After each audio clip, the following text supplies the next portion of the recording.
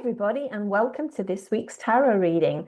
This week I'm going to go back to the Old Faithful Rider Waite Smith deck, and as normal I'm going to pull 3 cards to speak to the unfolding of our upcoming week.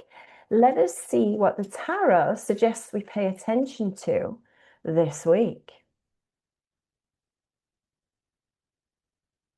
Okay, I'm going to cut the deck and we'll take the top 3 cards. Our first card is going to look at the present moment, what's happening in our field right now. Our second card is going to look at the past influence that brought us here. And our third card will look at the future potential. What is it that we need to think about as we move forward? Well, straight away you saw that we picked a major arcana, and it is the Fool. Now, the Fool is 0 in the major arcana sequence, which means he either comes at the beginning or at the end. And basically, the whole tarot is representing this character who is us, the Fool's journey or the hero's journey moving through the tarot system. Here we see a man who's about to step off a cliff.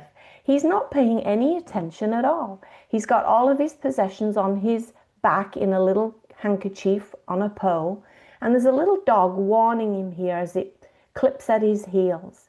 He's walking nonchalantly. There's a flower in his hand. He doesn't seem to have a care in the world. And really, that is the essence of the Fool. It's this stepping forward into the unknown. It's about taking a risk and stepping out onto a new journey. So is that something that's in our field right now? We're about to embark on something brand new and we're feeling really joyful about it. We can see that in his expression, and we're feeling a creative power. We can see that in the yellow background. But maybe we need to pay attention here. Have we really thought it through? Let's see where this energy came from. Well, we did see, didn't we? We saw it was the Death card. Now, the Death card, again, a major arcana card, number 13 in the sequence. It shows death here on this white horse. He is basically looking down on a papal figure as well as a king and regular people who turn their faces away from him. They don't want to look at death.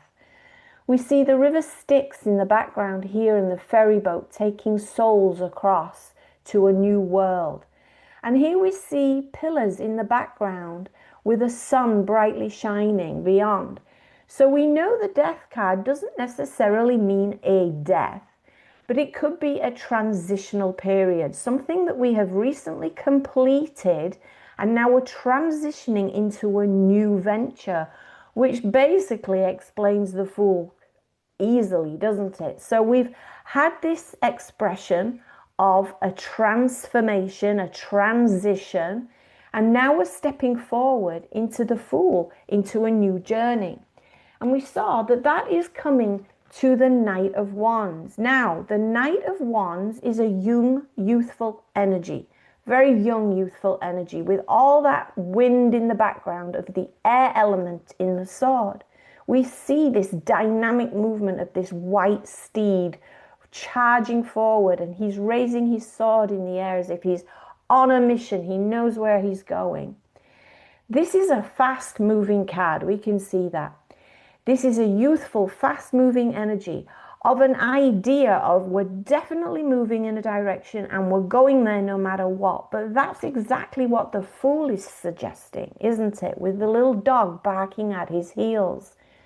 Maybe we want to consider that as we move forward, we don't move too fast. There's a lot of energy in this transition that we're making.